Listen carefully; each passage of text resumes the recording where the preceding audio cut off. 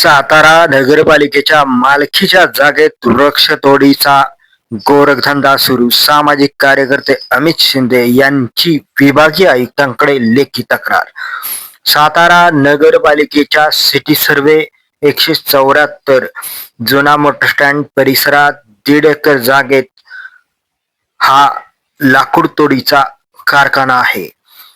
याबाबतची लेखी तक्रार सामाजिक कार्यकर्ते अमित शिंदे यांनी विभागीय आयुक्तांकडे करण्यात आली आहे. याची माहिती पत्रकारांना शुक्रवारी सकाळी 11 वाजता दिलेली आहे.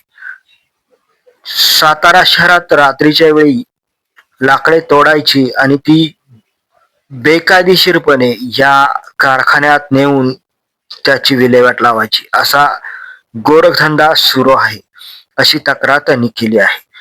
हा कारखाना नगरपालिकेच्या मालकीच्या जागेत आहे. या कारखान्यात असलेले कामगारही मराठी नाहीत, त्यांना मराठी बोलता येत नाही.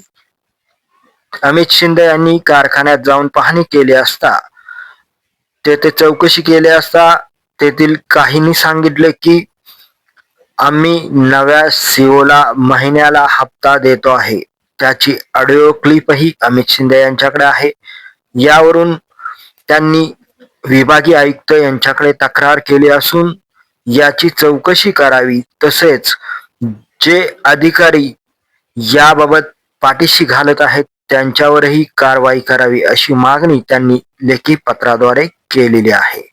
त्यामुळे याकडे नेमके लक्ष लागून राहिले आहे की सातारा नगरपालिका व प्रशासन नेमकी काय कारवाई करणार आहे. तसेच एका बाजूला झाडे लावा म्हणायची, दुसऱ्या बाजूला झाडे तोडणाऱ्या कारखान्याला परवानगी द्यायची.